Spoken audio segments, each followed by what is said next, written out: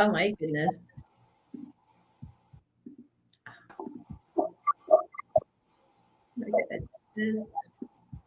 Hello, my friend. Hi, how are you? Good, good. Hello, everyone. Welcome to the Chit Chat with Dima and Rob. As you realize, we don't have Rob today. Rob is taking a vacation and he's on a whole mission. So it's keep up with him on Facebook. He's posting a lot of wonderful pictures, and make sure you contribute to Real Men Wear Pink, that he is participating in that campaign. So today, I have been waiting all day for the chit chat. I have such a wonderful guest, and I can feel the energy. It's gonna be girls' power all the next hour. And so I'm thrilled to invite my friend Taesia Shello. So Taesia, tell us about yourself. So, hi everyone. My name is Taesia Shello. I am currently the site HR partner for Dow in Plaquemine, so Louisiana Operations. I've been with Dow now for a little over 5 years, and it's been a great ride. Love the company. Prior to Dow, I was actually an executive team leader in HR for Target. So another great company, right? But left Target because I had a little one on the way and I wanted a better work-life balance. But I was very nervous about jumping out there to a new company because I already was at a great company. But it just so happened that Dow ended up being a great company for me, and it aligned with my morals and the things that I believed in. And we're here now, and it's been amazing. I guess the second point is I'm working on my doctorate right now. So my doctorate in business administration with my specialization is HR. So that is exciting in itself. And then I participate in a lot of different other philanthropic groups. So I'm a part of the board at the YMCA here on the West Side. I'm a member of Delta Sigma Theta Sorority Incorporated. So hello to my sorors out there.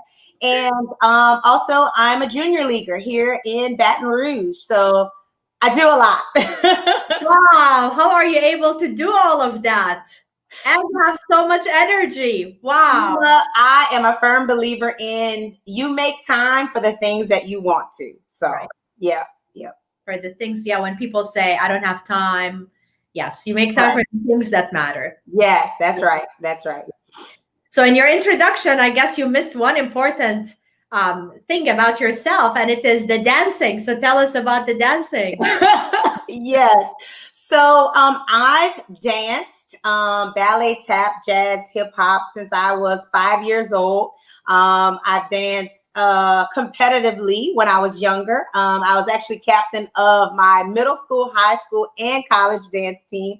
Took a little break there, but I dance now in a little parent group at the dance studio where my daughter teaches. And then last year, I was able to represent my company in the Iberville Parish Dancing with the Stars, where we took the champion. So I am 2019, of course, with COVID, we didn't get to do the handoff this year, but looking forward to being able to do that soon. So you'll be the champion for 2 years. I hope, yes. That is so great. So I saw you, based on my memory, the first time when you were on a panel discussion by BRAC, was it BRAC, the Baton Rouge Area Chamber, right? Yes.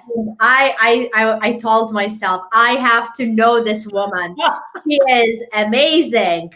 The way you were answering, the way it was just so wonderful. And that's when I reached out to you and I asked if you would want to join the show. So I'm so grateful that you're making time to join and share your wonderful wisdom. Well, thank you, Dima. So I have to share. I have to tell people. So I was a little bit starstruck when you actually reached out to me because I have been following you. I think it's been about 4 or 5 years when I heard you speak at a SHRM conference in New Orleans. And I was like, this woman is great, a dynamic, like she gets it. I have got to know who she is. And so it's a few other conferences that I participated in that I was able to see you again. And you're amazing as well. So when you reached out to me, I was starstruck. So this is an honor. You have no idea. Well, it's my honor, and I'm so glad. It's mutual admiration. That's why I love this energy. This is great. Yeah. So when I saw you talking at BRAC, the panel discussion was about diversity, equity, and inclusion, and what organizations can do to create a more inclusive environment and a sense of belonging. This year has been very tough in all kinds of aspects. And of course, with the killing of George Floyd, it took it to a whole different level. And as a result, a lot of organizations that have been closing their eyes for so long, they're opening their eyes right now. And they're realizing that DEI is essential for business. So tell us more about that. Tell us about your view. And yeah. So I love the whole evolution, because I remember when I first joined Dow and it was D&I, diversity and inclusion. Then we changed it to I&D, right? And now companies are grasping the DEI now, right? And so I love the evolution of it. But I have to also tell people that I love the evolution that my personal company has been on, I would say, for the last 4 years. And so we've always had ERGs, employee resource groups, as long as I know, at our company, and they've just evolved and we've gained more. But our company has definitely taken another step forward, right? And so after the George Floyd incident, I think that a lot of African Americans had the feeling of, why now? Like, why are our counterparts interested now? Like, why is everybody, their eyes are open now? Like, we've been saying this for so long, and we've been trying to figure out ways to peacefully protest, to say that there was injustice in our community. But now it's there, right? And I think we can't play on the time of when something happens. I think we have to be respectful of the time is now. The time is now to have the conversations. The time is now to be resilient. The time is now to be bold. And if you are that only African American, you are that only Middle Easterner or Asian or whomever in your group, the time is now to have those conversations. If someone asks, don't be shy. Like, it is time to have those conversations because the door is open. Yeah. Yeah. I love it. It is. I like the concept that time is now, and that is so powerful. And I know a lot of people are not comfortable having the conversation. They're afraid of not saying the right thing or offending others. So what would you tell them? So I think we have to remember that it's a two-way street, right? So just as much as your Caucasian counterpart or your Caucasian leader is nervous about having that conversation with you as an African American or minority, the African American or minority is just as nervous to have the conversation, right? And I think that we have to be able to break those walls down first, right? That's the first thing. And so you've got to get to know the person. You've got to get to know people and how they maneuver. Don't assume that someone feels a certain way. Don't assume, but you get there through the conversation. It has to start there. And somebody has to be the person to open the door, right? So if you as the employee are the person to open the door with your work group, or even open the door with your leader, you also have to be ready for whatever comes with that conversation, right? If it's 1,000 questions, be ready for the 1,000 questions. Don't get frustrated, because some people truly do not know. Some people truly do have blinders on, and that's just them, and you have to be okay with that. I think the other side to that is that I think Caucasian people need to be okay if people don't want to talk or they don't feel comfortable talking, right? And so then you figure out how to build that relationship, which would open the door to be able to have that conversation. Wow. Yes. So it's respecting other people for where they are, if they're comfortable to talk or not. That's Right. powerful. That's When right. when you and I talked the other day, you brought up a really interesting concept of the resilience in the Black community. I was Yeah. sharing with you the different themes that Rob and I have been working with, and that's really interesting. So let's talk about the resilience in Yes, the yes. community. So let me say this. I should have said this at the beginning, but I am no expert at Mhm. this, any of this, right?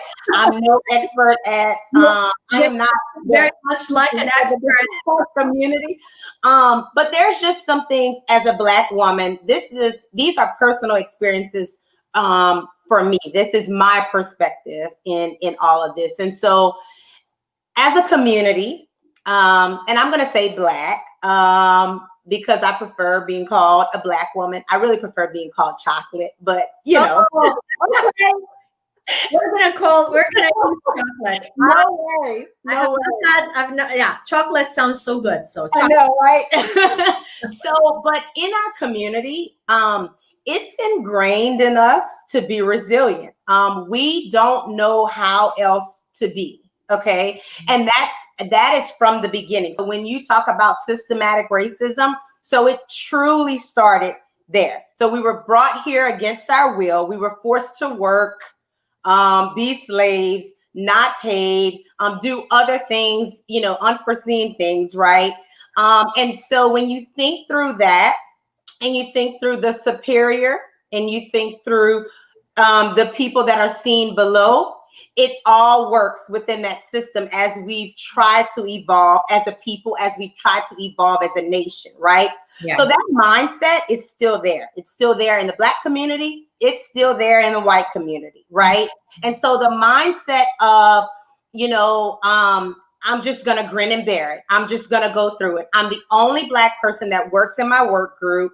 And these things are happening to me, or I'm hearing these side conversations and they're laughing about something that really makes me feel uncomfortable, but I'm just going to be quiet. You know why? Because I'm probably the only person in my family that has a really good job, or I'm probably the person in my family that takes care of my family. Right?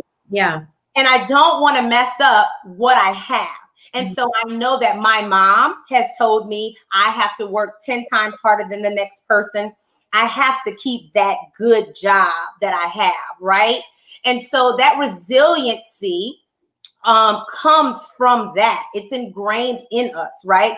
So we don't know how else to be. And so you have people who have just learned to just deal with it. Yeah. So I have friends, I have colleagues who they kind of have to put on an armor when they come to work, right? They have to put on a facade. They have to put on someone that they probably aren't, right? And come into work. And that can be exhausting for people, right? That can be exhausting to always have to put on a show, right? Yeah. And I truly thought through, what does that look like from my perspective for me? And do I truly feel like I'm putting on a show? So funny side is, for me, I always feel like I'm putting on a show, right? Dramatic, right? You're putting on your right. Yeah. But that's just my personality. My personality is about being bold, being who I am. I may always have on the brightest color in the room. It's because I love it, and it's because who I am. But the other piece of who I am is the performance piece. I'm comfortable because I've been on a stage. I've danced in groups where I was the only African American. I've gone to very diverse schools. And so I'm very comfortable in a room full of all white people, all males. I'm very comfortable in those rooms. But I think people need to remember that I have people that look like me that are not comfortable in those rooms. They may have gone to an all Black high school, all Black college, so an HBCU, and then they get in a space where they're educated and they get in corporate America, and they're the only person that looks like them. Yeah. And that can be hard, right? And so that's where that putting on every day comes out, right? And they feel like they can't bring their whole self to work with that. Yeah. Yeah. That is so tough. Yeah. Yeah.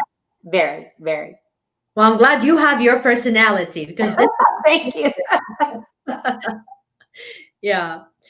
So did your parents encourage that? It sounds like they sent you to a diverse school. What Yeah. did they plant in you early on? Yes. So very much so. So it wasn't that I really had a choice, right? My mom was a single parent. But my mom was the first person in our family to actually go to college. And I remember my mom had come home. A professor had told her that she only deserved nothing better than a C because she was a woman and she was Black. And I remember her crying, and I probably was about 4 years old because I remember this vividly. And my grandma talking to her, and I remember that situation. I remember her coming to me telling me that you will always have to work 10 times harder than the next person because you're Black and because you're a woman. And so those conversations happen all the time in the Black community, right? They happen all the time in other minority communities. And so it's interesting to know that my Caucasian counterparts, they don't really have those conversations with their young children. And we do, right? We have to, but we have to set the tone. And I'm so thankful that my mom set the tone for me. So shout out to you, Karen. Yeah. So how are you raising your daughter different? So not so much different, pretty much the same. I will be honest. So when I found out that I was having a girl, it wasn't that I was disappointed. I struggled with myself because I knew that I would be hard on her. And look, I'm getting a little emotional now, but because I know that the world is hard on Black women. Okay. And so I feel that now, right? And that is how I raise her. And I raise her not that she has to be the best, but that she has to do her best and that she has to feel good about the job that she's done, right? And we're not in competition with anyone else but ourselves, right? And so I raise her that way. And then I raise her to be hardworking and to always set goals and achieve what you want. And I think that's the important piece, especially for brown girls, is that we have to teach our girls to set goals. We have to teach our girls that they are resilient and that they can do anything. And we have to teach our girls to always set the bar high for themselves, but be okay with making mistakes and be okay with being accountable for the mistakes that you've made. Pick it up and start all over again. Yeah. So are you teaching her that she has to work 10 times as hard, like what you were taught? So not right now because she's 5, right? But when she's 10, probably we'll have that same conversation. Yep. And then as she gets older, I will repeat that same conversation. It's that conversation sometimes is in conjunction with the police conversation, right? Yeah. And how you should act when a police stops you and what you should do, and no sudden movements and no attitude, no head rolling, none of that, right? Those conversations sometimes go in conjunction together. Yeah. It's so hard. When you said, when you found that you were pregnant with a daughter, how your feelings came up, I can only imagine also if you found out you were pregnant with a boy. It is scary. I saw something on social media of a little, like he's maybe 2-year-old Black boy, so adorable. And it said, when do I turn from cute to a threat? Yes. And, so I can only imagine the fear that chocolate Black women you feel when you have a boy and you see him growing. And right.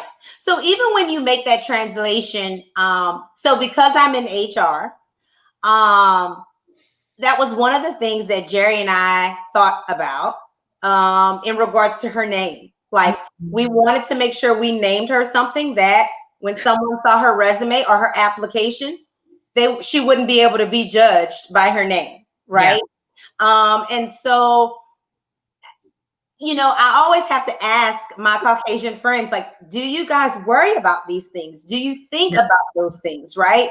And the answer for most of them are no, right? They don't have to worry about those things. They don't have to worry about if their husband's going to come home at night. They don't have to worry about if they are a male, if they're going to come home to their family at night.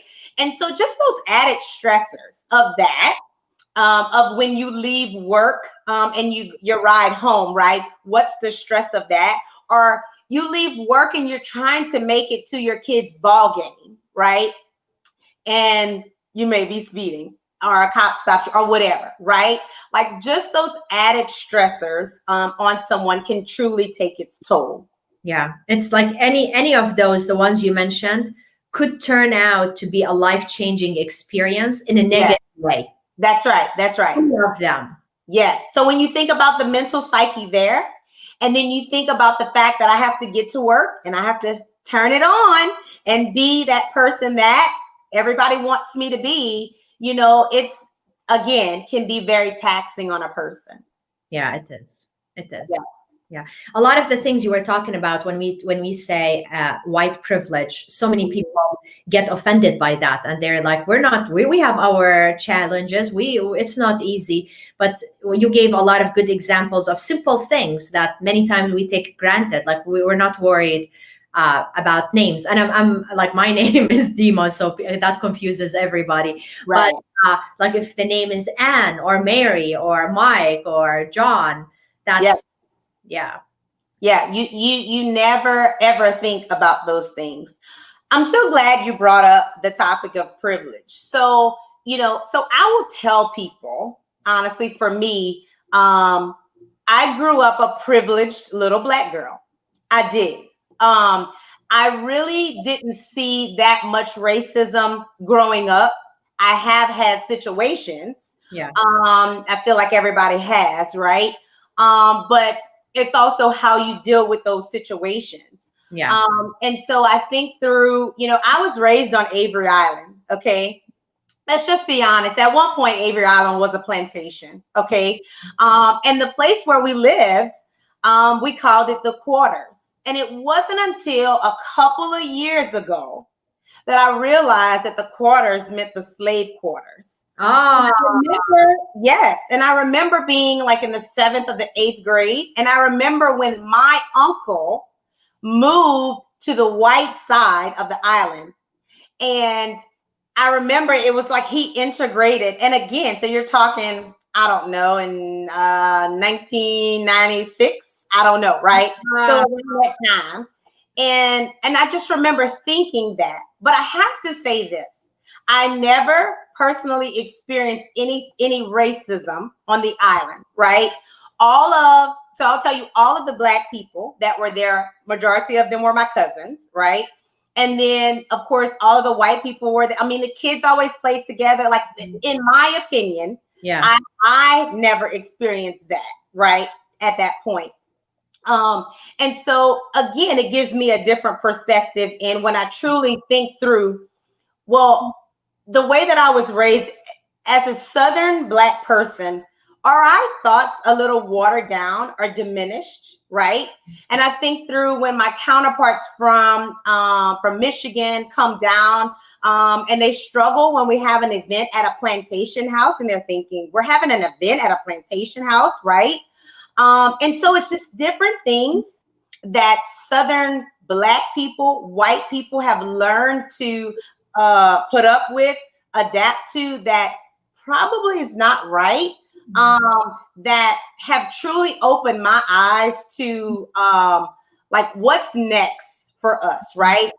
And then there truly is a difference between a Southern Black person and a Northern Black person, right?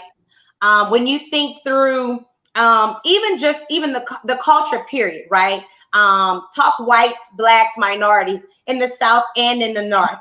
We're in the Bible Belt here. People don't take really well to LGBTQ plus events.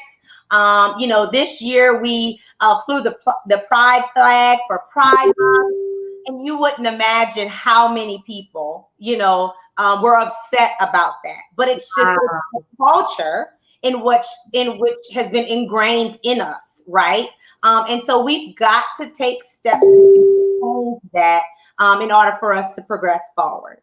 That is what you've said is very powerful, because when we're thinking about Dow as a company, and you and I, we were talking about it as a global company, the way they are implementing initiatives for DEI, when we're looking locally, there may be resistance to these initiatives. And you just gave one example. Yes.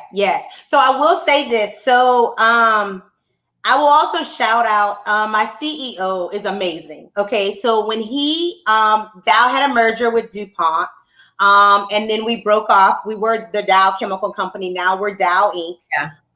And Jim Fitterling became our CEO at that point. And at that time, he was one of four, I believe, I'll say homosexual CEOs at that time, right? So part of the LGBTQ community. And so again, huge, movement there, right? But I will tell you that when the George Floyd incident happened, he was probably one of the first CEOs to put it out there on his blog and say, this is who we are going to be as a company, and Black lives do matter, right? We appreciate our African-American employees at Dow, and we're not going to stand for it, right? But I will tell you that there are people at my plant that some of them do feel the message and what he's saying, but there are a lot others that don't, right? And so we aren't blind to the fact that racism happens everywhere, and we know that it's still happening. But I also want people to know, again, it goes back to that culture here, because what happens in my plant happens at every other company plant up and down this river. Yeah. But we have to be the change, and it comes from our allies, our people who truly believe that we add value just as much as they add value, and they truly feel that we are human beings just as much as they are, right? Mm-hmm. And so it comes with that allyship that helps us be a better company, that helps us be a better site here in Plaquemine, that helps us be a better state here in Louisiana. We've got to have allies that truly stand with us and not just come to our barbecues or just go play golf with us, right? Or hunt or fish, like that truly say that I will stand up for my Black brothers and sisters, and make sure that they get the proper training, they get promoted adequately, and they get the tools to be successful in their job roles and move up if they see fit. Yeah, what you said is so powerful, because having that top executive buy-in about this, and where he made it very clear that there's no question about it. I know so many companies that they were so confused. They didn't know what to do. And they were worried of putting a statement out there because, in their opinion, it's not really matching the reality within their company. Right. So they ended up doing nothing. But I also know, and this is very sad what I'm going to say, a lot of them intentionally did not put a statement internally or externally because they were afraid. They were afraid if their clients would see that or would hear about that this company is supporting Black lives and they say Black Lives Matter, that then their clients would leave. Right. Isn't that sad? That is very sad to me, because I think about what do those lives truly matter to you, right? Mm-hmm. I think about the backlash that the NFL has received, the NBA has received, all of the sports outlets have received. And I think about, if you take away all of the Black people that participate in that all of your Black colleagues, if you take them all away, what would you have? Right? And you think through all the great inventions we've had, all the great just ideas. Again, they don't just come from Black people, right? They come from all people. Well, their energy too. Like, look at your energy. Yeah, but they come from everyone, right? But if you take that away, what would you have, right? What's left, right? And I think companies have to truly be bold. And I will tell you that if they take the stance of not taking a stance, they are truly going to fall behind, because we've seen the power of the Black dollar. We've seen the power of social media. And you wouldn't want to be that company that is truly left behind. So as I said earlier, the time is now. And if you truly want to be a company that gains a great competitive edge and a great competitive advantage, even now is the time to truly invest in not just your Black employees, but your minority employees. I agree. I love it. Love everything you said. I gave a presentation today about diversity, equity, and inclusion. And I loved every moment of it. One of the things I shared with them is an article that I read on CNN. It was maybe like a month or two ago, but it's so powerful. It is about the words that we use. And many times people would say, I'm not racist, all of this, but even our words are racist. Yes. So example I gave them, when we say a white list or a black list, do you want to be on a white list or do we want to be on a black list? And everybody, they were like, white list, white list. They were typing in the chat. And some people would say, is that a tricky question? Of course, it's a tricky question. Why do we associate white with good? And black with like a list you don't want to be in? Yeah. So even the way we talk. And in that article, they were talking about simple things like a master bedroom. Yes. Right? Yeah. So what is the master bedroom? Like, everyone was like, oh, this is the biggest bedroom in the house. It's the night. I'm like, no, like this is so linked to slavery. Yes. Part of our language. It's part of our vocabulary. And we don't realize how offensive it is to so many people. So I'll tell you an aha moment that I had this year, and I'm kind of shocked that I just had this situation because I've really been ingrained in the plant. Like I truly wanted to learn. Now, again, I don't know how to make chemicals or anything like that. But I know it when you turn a valve, I know what that means and different things like that. But I've truly tried to immerse myself in the manufacturing industry. Let's just say that within my plant and kind of learn different terminology. And so now, if I have any engineers out there, don't kill me. But there is like a certain, I guess, command that you have, and I think it's within automation. I think within a plant, but it's called slave and master. Yes, that's correct, right? It's an IT. They were talking about that too. It's the code. Yeah. So I remember I freaked out, and I was like, "Wait, what? Can we not change it? Is it not?" And so people were like, no, like this is an engineering term. Like you learn this in college. And I was like, okay, so we need to take a look at that. Right? It was in the article. They talked about that one. And apparently some companies like Google, the big ones, are changing it internally. Oh, cool. Yes. And we've had talks about changing it as well. So we'll probably see that come down the pipeline. But isn't that interesting how even our vocabulary is racist? Yes. So many people don't even see that. And it's not just that. Like even when we talk about when we say this person is straight. Yes.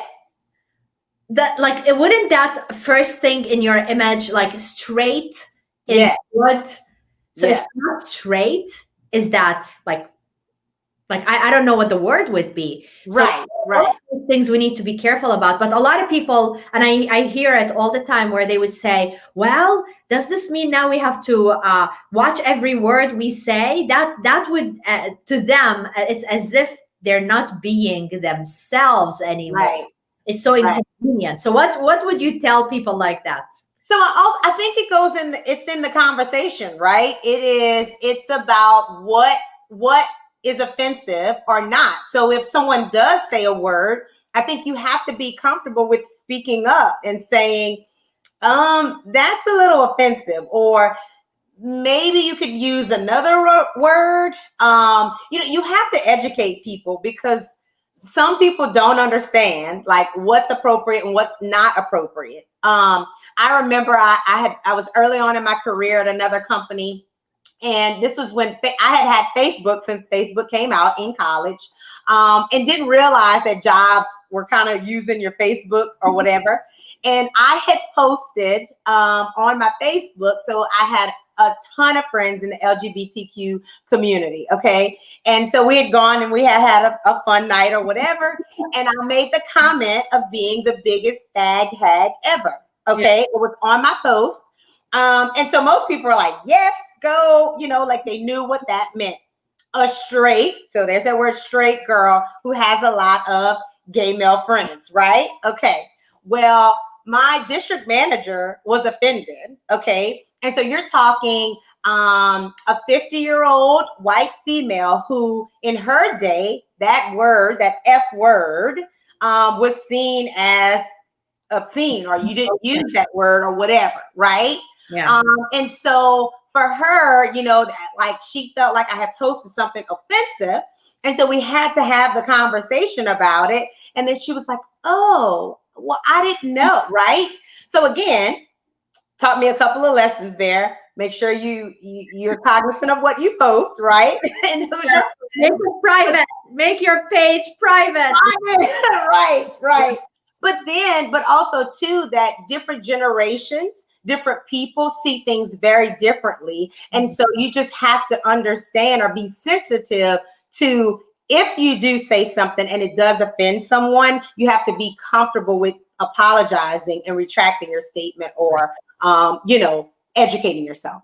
Yeah, agree. Absolutely agree. And this is part of the process. We're going through a major shift. So none of us can get everything that's happening. Correct. There's so much history that's coming up. There's so much to process through it. But I love how you mentioned the generational too. I love that. I love the millennials. I love Gen Z. I believe they're coming to just mess everything, and in a good way, and change everything, because whatever worked in the past no longer works. Right. What I love about them is diversity, equity, and inclusion is part of who they are. Yes. They're raised with more diverse schools. They're closer to friends from different backgrounds. They're connected with other people globally. So, and I think with this generation, they're going to make it so much easier for us to go to increase the understanding of the importance of belonging and inclusion, compared to some prior generations that they were comfortable. It is convenient for them. It was serving what their needs compared to a lot of other minorities. So I love the new generation. Well, I'm glad that you love it, because I will tell someone in a heartbeat, I'm a millennial. I love being a millennial. I am not the typical stereotypical millennial. Let's say that, because I love to work, probably a little bit too much. But yes, like my generation is, the generation that you would hope to truly make the change, and we're in the workforce. But you've got that generation behind us that they are truly bolder than we are. They will protest. They are okay with protesting, and they are okay with standing up for what they truly believe in. And I love it. I love the fire behind them. I think through when they do enter they're in the workforce now, but truly, what does that look like, right? When it's time, maybe when they do get negative feedback, right? And what does that look like? Are they going to protest? What are they going to do, right? But we've got to be, be the change agents and help them understand what that looks like for them. But then also we have to help them have a voice, right? And teach them that it's okay to stand up for what you believe in, but you have to do it the right way, Right. I totally agree. I love the idea of protesting if they get a bad feedback. It's my biggest fear. It's my biggest fear. You can never know. Well, one of the things I love about this new generation, they're going to be challenging the education system. So when you think about our education and how curriculums are old, a lot of professors, they're teaching things that may not apply in the real world. But this new generation, they're demanding it. And I know of many, because I do a lot of research about them, that they would rather just finish high school and enter the workforce. That's right. As a result, a lot of companies need to adjust their training and what can they do to ensure that they're keeping them productive and continue to help them grow. Right. Well, and so they also have access to so much more, right, than even my generation, right? And so when you even talk through the IT aspect, when you talk through them being able to navigate through AI and different programs, and truly understanding that technical aspect of work, you probably can take them right out of college and put them in. I mean, they're coding in like I now. Yeah. It's not like they're surgeons. Is it Right. The doctor? It's not that. I would not want them to operate on me then. But right. But hey, I mean, you may be able to see it on YouTube and be able to mimic. or operating a robot. Right. I'd hope not. But but again, they can do so much more. And again, we have to change our thinking, right? I mean, who's to say that they do have to go in, get their hands dirty, turn all these valves, do all these different things when why couldn't they just go straight to a board and operate a board based off of knowledge that they know, right? Yeah. Now, again, we are not there yet by any means, but eventually we probably will be. Yeah, I agree. I want to go back to your point about millennials, and you said not the typical millennial with the stereotype. It is interesting for me because the millennials I work with, they are hard workers. They're focused. They're just different. They do things differently. And many times I believe that the prior generation, so I'm an X, and the boomers, when we view the millennials and the work style, wanting more flexibility, wanting to challenge the norm, asking why. So when we view that, because it is different, it was perceived as lazy, not good, entitled, but it's just different. So right. that is very similar to when we're talking about accepting others from different genders and ethnicity and background, understanding that each one of us is different, but we're bringing value. And I believe the same thing happened with millennials. A lot of organizations, a lot of managers were not seeing the value. They were just focusing on the difference and associating that with laziness. Yes. So I think through it like this. So if you think there's someone that feels like they need to be at work from 8 to 5, right? And so they get to work at 8, they sit around, they go to the coffee pot, they just kind of talk to people in the office. They probably don't get started on work till about 9. And then they go do a little bit, then they take another break. Then, it's like you probably worked about 4 hours in that whole day. All right. So if I can knock those 4 hours out and then go and volunteer, because that's what I truly want to do, or I want to go take my dance class, or I want to spend time with my kid. Like if I want to do that, then I should be able to do that.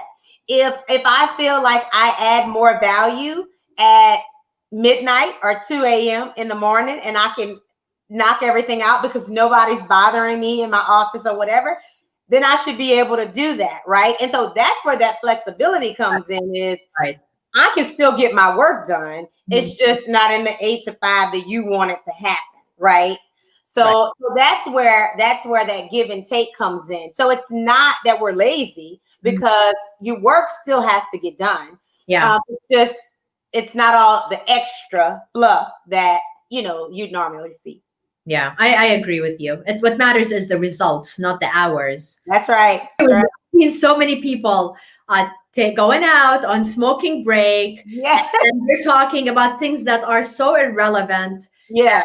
Spending so much time talking about the football game from the day before. Yeah. I get it. But let me say this, though. So those conversations are good. Let me not even dismiss. So those conversations are good. And let me say that specifically to my African-American counterparts, right? So you've got to engage in those office conversations, because that's how you get to know people. That's how they get to know you. Yeah. And then that's how you start to feel comfortable and then start to open up with those other conversations. It's just, you got to be careful with those conversations happening all the time, right? All day long, or whatever the case is. But so let me not diminish the office chatter, because sometimes it is good to engage in that. Yeah. Yes, I agree. I have a feeling we need to shift the discussion and talk about women empowerment. We have not talked about women empowerment yet. Yes. So I don't know what to ask you about it, but I have a feeling we need to talk about it. So, I mean, again, because of my mom, I've just always been a huge advocate for women.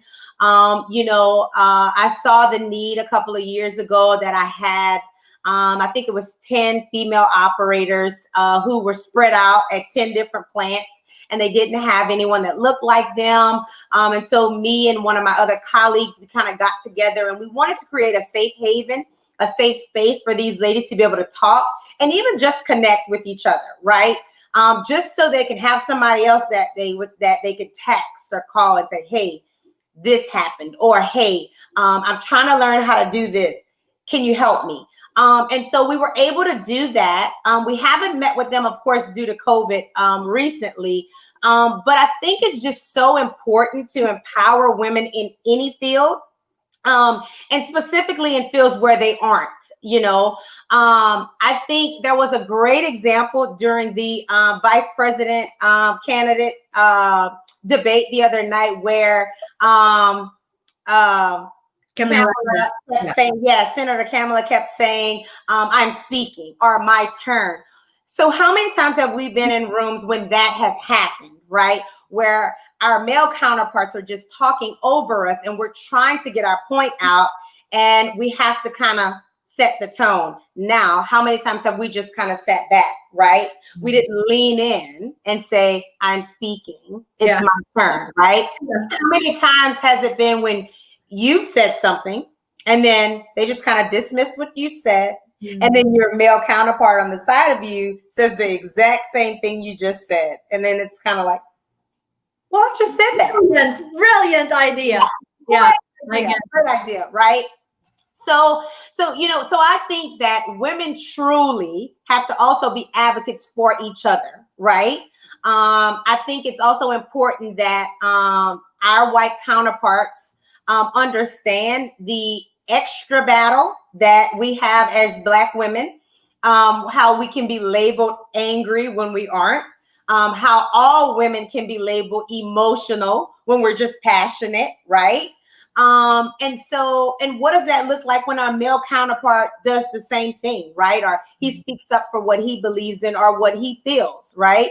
And I think we have to be advocates for each other. When we're asking right now for more of us at the table. And when it's more of us at the table, we've got to have each other's backs, right? Yeah. And we've got to stand firm in what we believe in. And we have to stay true to who we are. I think the thing that breaks my heart the most is having conversations with female leaders who have been in situations where they've been belittled by their male counterparts or just other men, within their work group, in a work setting, in a meeting or whatever the case is, and they didn't speak up, right? But I truly love the resiliency in women who do speak up or do want to make a statement or encourage other women to speak up, because there's truly power in the female voice. And when we get together, we're unstoppable, right? We are. Yeah. So that's it. Like, we need allies as well. But that's the weird thing, Dima. You see very many allies for women, but we struggle with having allies for African Americans. Yeah. It's easy for a woman to get a sponsor, but then we struggle as African Americans to have sponsors for us, or people to speak up for us at the table. Yeah. So that's where the work also needs to happen. I totally agree, and I see it all the time. Yes, yeah. So the crazy thing is, obviously statistically, and I don't know the exact statistic, but women are more educated from a degree standpoint than men. And recently, Black women have grown to be the most educated group, right? And so when you think through that, but then you also think through the professions and then the levels in which they've risen in their companies, there's a disconnect there. There's a true disconnect. So what are they missing? Yeah. And for me, it's the sponsorship. It's the people at the table to be able to speak for them. It's their allies. Yeah, I totally agree with all of that. Yes. Yeah. It's going to be more change, more initiatives, more awareness, just like everything we're talking about. But you're right. You're right. As if, like when I think about the Indian culture, they have a caste. There is certain levels. And as if we have a caste too. So at the top of the caste, who goes there? What is next? What is next? What is next? So there's the gender effect, there's the color effect, there is the sexual orientation. So as if we have our own layers of hierarchy. I struggle with the word of how it looks like, and who's at the top, and who's next, who's next and next and next. And I can see that the Black women it needs to be uplifted. Yeah, definitely. Yeah. So I want to talk about women in general, not specifically Black women. All right. With everything you said, like it's amazing. Same thinking. I remember one time I was in a meeting before I started my business, and I was sharing an idea, and I was filled with energy and excitement, and my boss did this. I went home and I cried. Yeah, I was so sad. Like in a way, he may as well just say "shut up," like he did, like just shut up.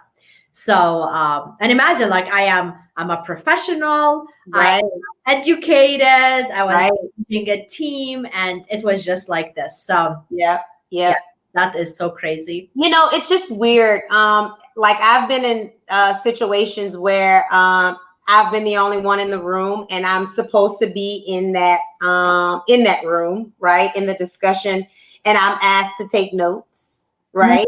Yeah. Like, you need my input. I'm HR, right? So why am I taking notes? I'm even the person presenting, right? So why am I taking notes, right?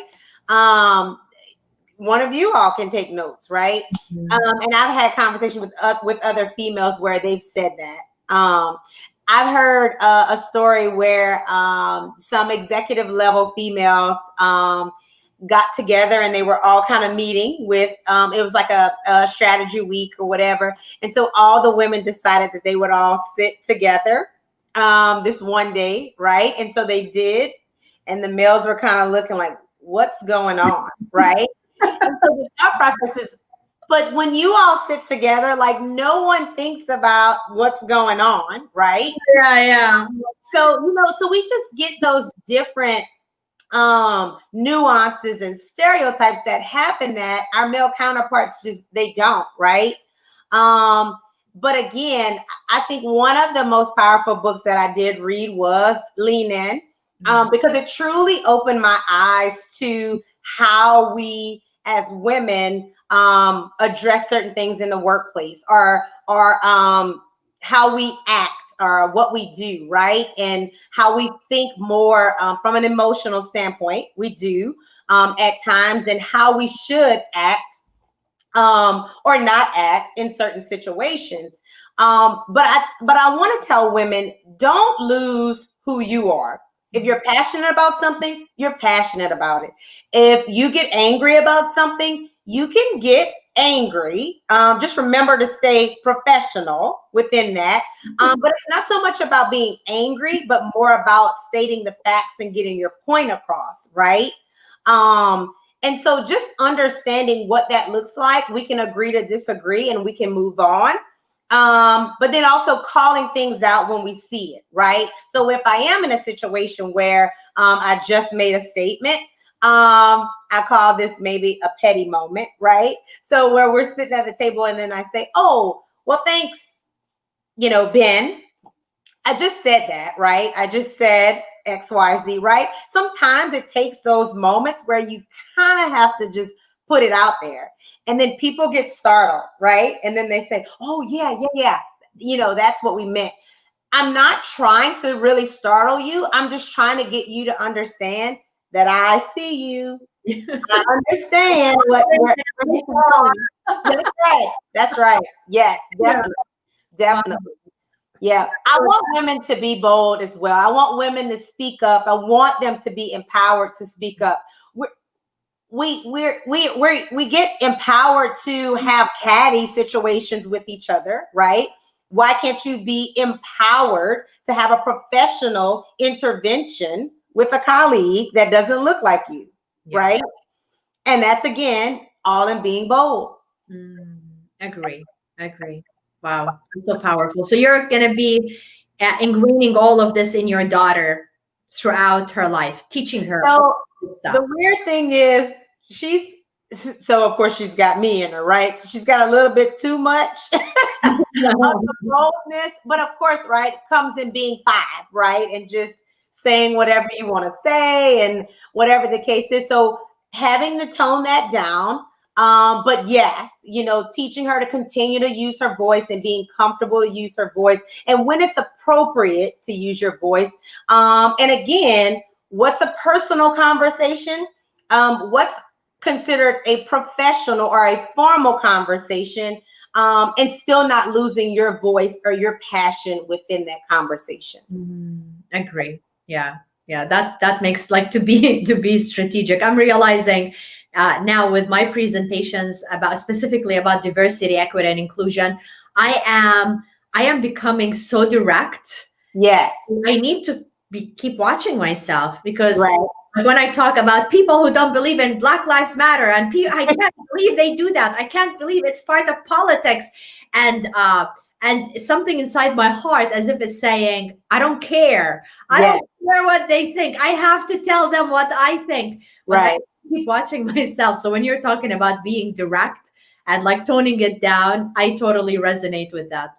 So let me tell you. So one of the things I think for me that I struggle with, and just being candid here, is being the voice for DEI and being the only Black person in the room, right? And thinking through if they're going to say, oh, there's Taesia again, pushing this D&I strategy or whatever.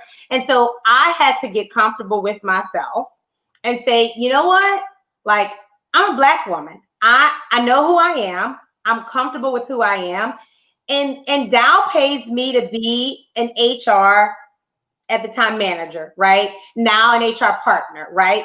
It's my job to ensure that people get paid fair, equitable. It's my job to ensure that people are hired fairly and inclusively. And it's my job to ensure that employees feel valued when they come to work, when they come to my plant site. So if I don't call it out when I see it, if I don't challenge my leaders to think bigger, to think about other different things that they may not have, then I'm not in the right role. That's my piece. Like, it is my piece to call it out. And I'll tell other HRs, it does not feel good. It is very uncomfortable for me. I think the other thing is it's also uncomfortable for me when my African-American counterparts see me and they feel like I should always be on their side, right? I'm on your side when you're right? But there are times when if you're wrong, and same thing with females as well, right? Like I said, I'm very open and honest. And so I feel like I can have a regular conversation. And so if I'm having that normal conversation with you to say, you need to get your things together, you need to do these different things, that is me being on your side, because I have a seat at the table and I'm telling you exactly what you need to do, right? But it's very hard being an African-American HR professional, because we straddle the fence and we have to make sure that we're doing what's right for the employee, the leader, but also for the company as well. And so for me, it's, can I go to bed at night and sleep with the decision that was made, or the feedback and coaching that I gave, and was it what Dow expects of me, then I'm good. Yeah. Wow. You deserve a stand ovation for this one. Thank you. It's wonderful. Wow. So in our discussion today, we talked about all kinds of stuff in an hour. Can you imagine? Is there anything you want to leave our viewers with? One final message. One final message. Yes. So be bold on both sides. Remember, it's a two-way street. Remember, you have African Americans who are hurting. They are mentally stressed. You also have Caucasian counterparts who are also hurting and who are mentally stressed. And we've got so much going on with the pandemic here in Louisiana, hurricanes, all these different things that are truly messing with our mental psyche. But we truly have to remember who we are and remember why we are here. And we are at work to do a job, but we're at work to be able to provide for our families, right?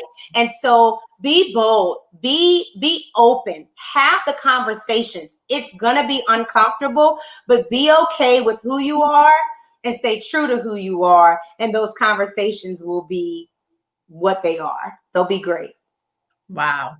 So powerful. What a great way to end our show today.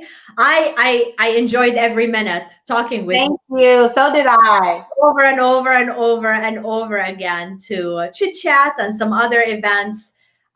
Thank you for taking the time. Thank you for all the beautiful energy and excitement.